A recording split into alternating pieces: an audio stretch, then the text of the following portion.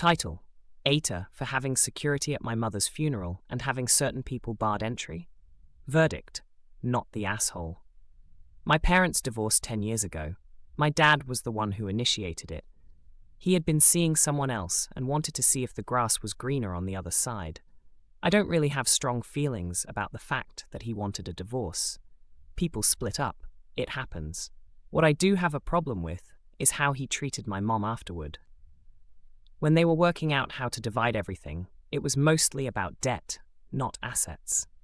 My dad told my mom that if she took on every penny of the debt, he would stay in her life. He said they could stay friends, that he would still be around, and that maybe they could even try to rekindle their marriage down the line.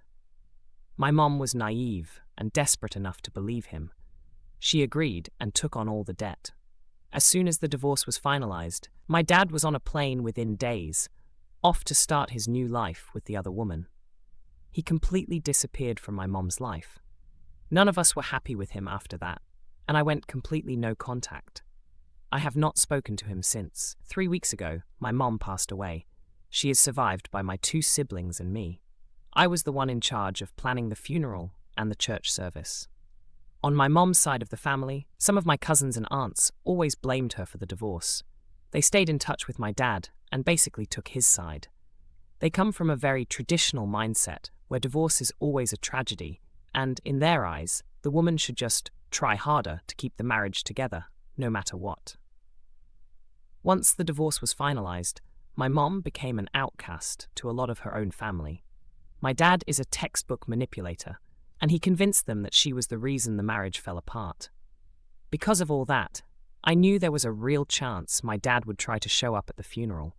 I also knew that if he did, it would not be to quietly pay his respects. It would be about appearances, control, and making it about him.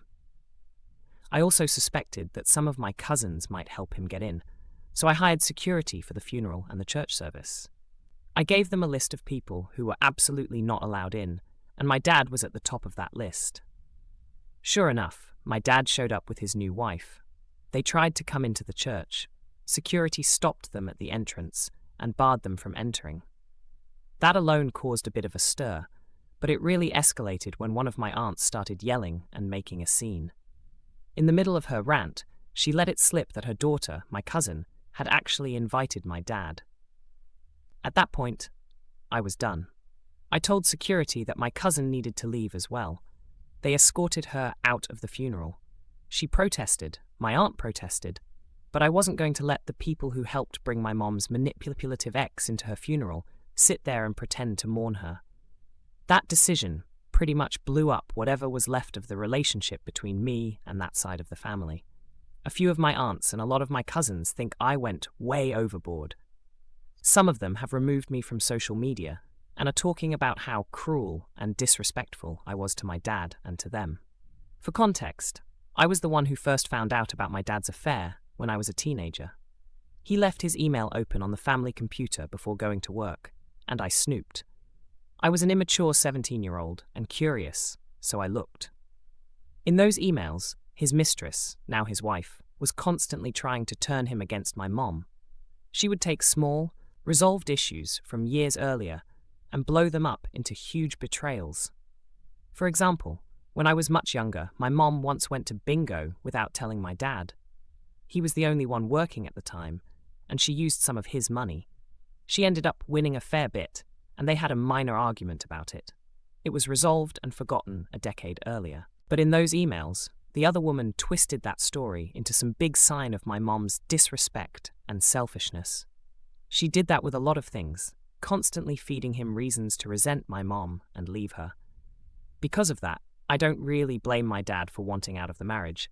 I fully blame the other woman for pushing and manipulating the situation. But even then, divorce happens. People fall out of love. I could have accepted that part. What I could not accept was him lying to my mom to dump all the debt on her, then vanishing as soon as the paperwork was signed. My mom spent the last 10 years of her life struggling financially and emotionally, while he went off to live his new life. Meanwhile, a big chunk of her own family turned their backs on her and sided with him. So when it came time to bury my mom, I was not going to let the man who abandoned her, and the people who helped him or blamed her, turn her funeral into some fake, performative show of grief. I wanted the service to be about my mom, not about drama, not about him, and not about people who treated her like garbage while she was alive. I was not close to the relatives who got kicked out or who caused a fuss. I can live a perfectly happy life, never speaking to them again. As for my dad, I am still no contact, and that is not changing. So, AITA for hiring security at my mother's funeral, and having my dad and the cousin who invited him barred from attending.